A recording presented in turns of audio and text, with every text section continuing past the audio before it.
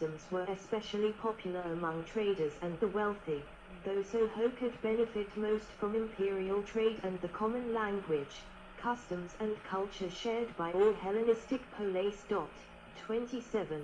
This did not necessarily mean they renounced Judaism, but there did exist a growing and discernible gap between these and their observant brethren.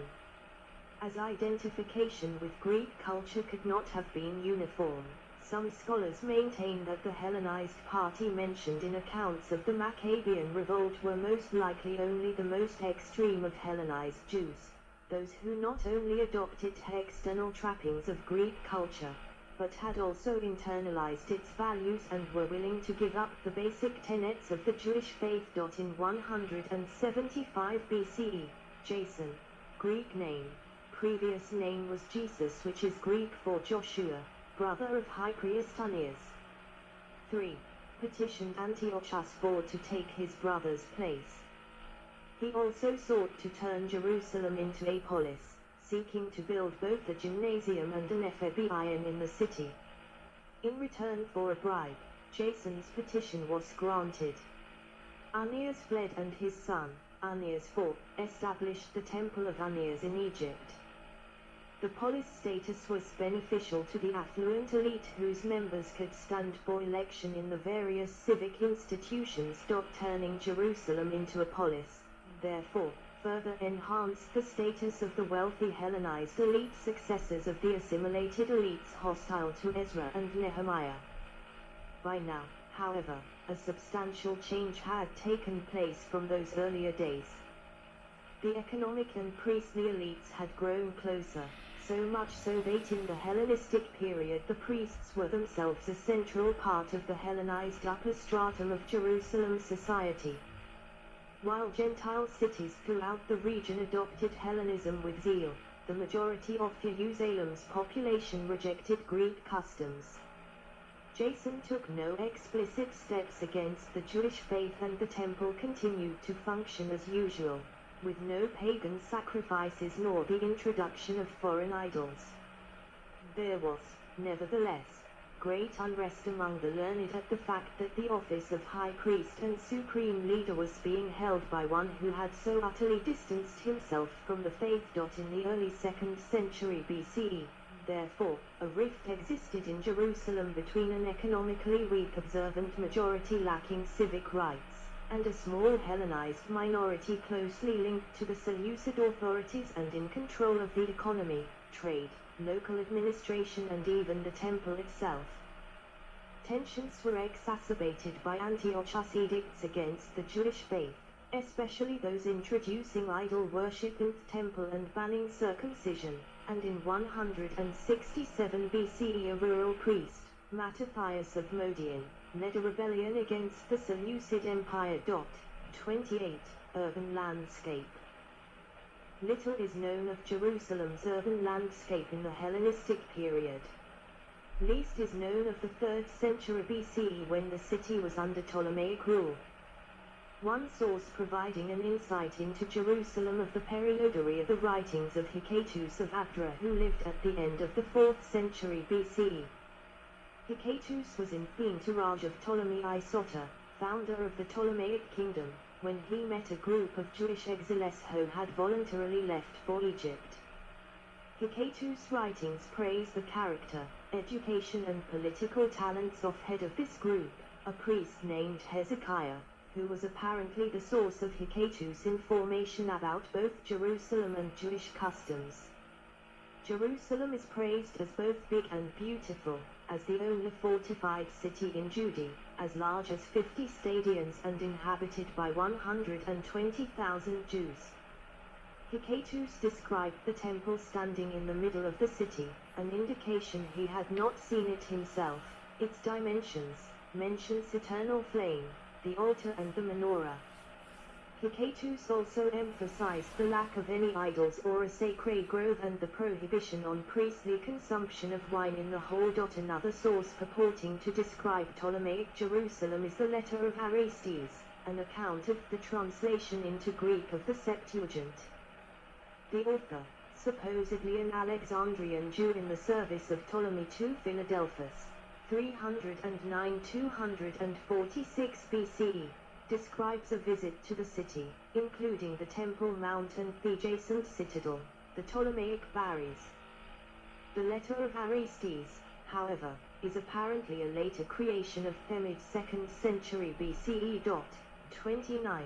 It most likely dates to the Seleucid or Hasmonean periods, nor is there any certainty that it is a genuine eyewitness account. Both 1 and 2 Maccabees and Flavius Josephus' Antiquities of the Jews tell of a building boom during Seleucid rule. Jason, turning Jerusalem into a polis, also constructed the constituent architectural elements of a Greek city, including a gymnasium and an ephebion. Since the earliest day of archaeology in Jerusalem, great efforts have been invested in locating and identifying these buildings, but to no avail. A prime example is the attempt to locate the Acra, the citadel established by Antiochus IV Epiphanes to house the Seleucid garrison in Jerusalem. 30–31, Hasmonean Kingdom. The Hasmonean period in Jerusalem was characterized by great contrasts: independence and sovereignty, territorial expansion and material prosperity on the one hand, civil wars and a growing social gap on the other. Jerusalem, now the capital of an independent entity, prospered and grew. Various public buildings and government institutions were built. Traditional Jewish pilgrimages contributed to her economic stature, and increased immigration, from home and abroad, made her grow in both population and size.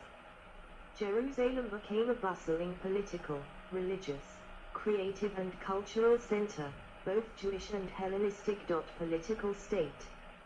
Although the Maccabean revolt broke out in 167 BCE and the temple was purified from pagan influences in 164 BCE, Jerusalem nevertheless remained dominated by the Seleucid garrison, which held out in the Acra for a further 25 years.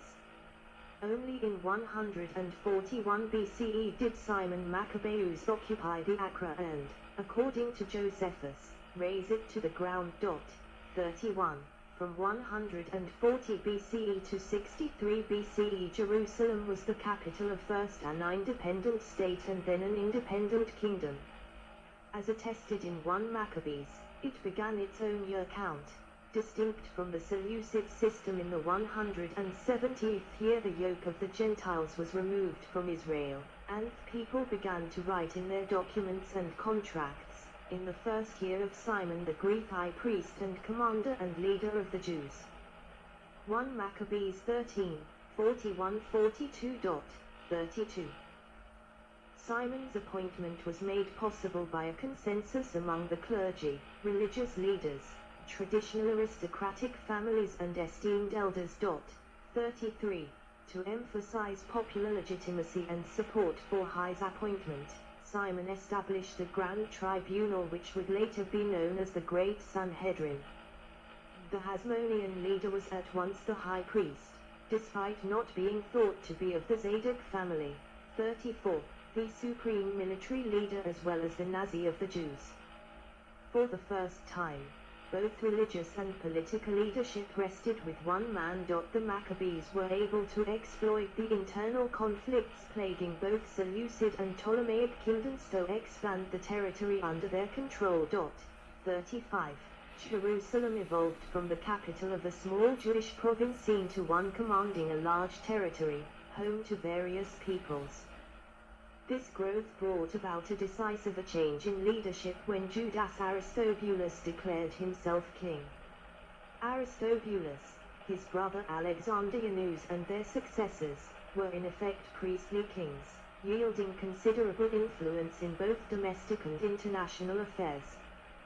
They controlled an area similar in size to modern-day Israel, including parts of Transjordan. In 161 BCE, Judas Maccabeus had also secured an alliance with the Roman Republic, an alliance which would last up to Janneus' reign, successive leaders renewing it and adopting a pro-Roman policy. Janneus, however, chose to discontinue the alliance, apparently because the Seleucid threat to Judean independence had disappeared only to be replaced by a Roman one. There is evidence to indicate that the Hasmonean kingdom converted subject peoples to Judaism, including Lycians in the Golan and the Huran and the Edomites of the Judean hills, underscoring the kingdom's status as a regional power.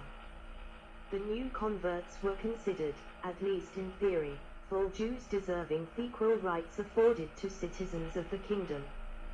Several Edomites, for example, were even to reach senior positions in the administration in Jerusalem. In 67 BCE a quarrel broke out between Aristobulus II and Hyrcanus II, sons and successors of Alexandrianus. Both parties appealed to Roman general Gnaeus Pomptus Magnus, Pompey the Great, who was campaigning in the region at the time, for his assistance. Pompey decided to side with Hyrcanus, and his advisor Antipater, and Aristobulus and his followers barricaded themselves in the Temple Mount. In 63 BCE Pompey and the Roman army arrived in Jerusalem, besieged the temple and then took it by storm, bringing an end to Jewish sovereignty. In 40 BCE, the Roman Senate granted Herod, Antipater's son, the title of King of Judea. Aided by Roman troops, Herod took Jerusalem from Antigonus to Mattathias, ending Hasmonean rule. 35. Social and religious state. It was during Hasmonean rule that two conflicting religious factions, the Sadducees and the Pharisees, took form in Jerusalem. The Sadducees were composed mainly of members of the upper strata of Jerusalem society, which included most of the priestly families, especially those receptive to Greek culture. They were centered on the temple, and their main religious concerns were those of religious impurity and temple rituals. The Pharisees, by contrast, were led by sages and were more socially oriented, advocating the cause of the disadvantaged. Their main interests lay with Torah law and its practical application in daily life. Pharisaic interpretation of the Torah was independent of the temple, as it fostered religious doubt independent of the priestly hierarchy. The Pharisees were led by the Zugot. Although the leaders of the Maccabean revolt were fiercely anti-Hellenistic, by the second generation of Hasmonean leaders, c. 130 BCE, the time of John Hyrcanus, Greek culture was once again becoming popular. 27. The Hasmoneans themselves became Hellenized, adopting at the very least the external trappings of Greek culture, administration, clothing and speech. This is particularly evident in the adoption of Greek names. While the first generation Hasmoneans were named John, Jonathan, Judah and the like, later leaders were called Hyrcanus, Aristobulus, Alexander and such. King Alexander Jannaeus, in particular, emphasized the Hellenistic nature of his kingdom. He backed the Sadducees and rejected Pharisaic demands to separate the role of king from that of the high priest. Expelling the Pharisees from the Sanhedrin, Jannaeus triggered a civil war in which he made use of Gentile mercenaries against the Pharisees. Josephus, The Jewish War 1:4, reported 50,000 casualties in this civil war, which only ended through mediation by Simeon ben Shetach, who was both the Pharisaic leader, chief of the court of the Sanhedrin, and brother to Queen Salome Alexandra, Jannaeus' wife and successor. Under Salome, some equilibrium was briefly restored between the monarchy and the Pharisees, who controlled the Sanhedrin, but factional rifts reasserted themselves after her death, eventually leading to a state of constant civil war. Urban landscape. Lift up your eyes and look about you, all assemble and come to you, your sons come from afar, and your daughters are carried on the arm. Isaiah 64:36. Now the capital of an independent entity, Jerusalem of the Hasmonean period, grew in size, population and wealth. Not only did ritual pilgrimages to the city intensify, but an influx of people from both home and abroad saw the resident population grow as well. City limits expanded and new fortifications were built. The urban landscape of Jerusalem came to reflect its status as a national capital, home to a dynastic royal family. New palaces were built, as were the institutions required to run the kingdom. 37. Hasmonean walls and fortifications. With Jewish independence restored in the mid-2nd century BCE, the Hasmoneans quickly launched an effort to populate and fortify the upper city, the western hill abandoned after the Babylonian sacking of Jerusalem. According to 1 Maccabees 10,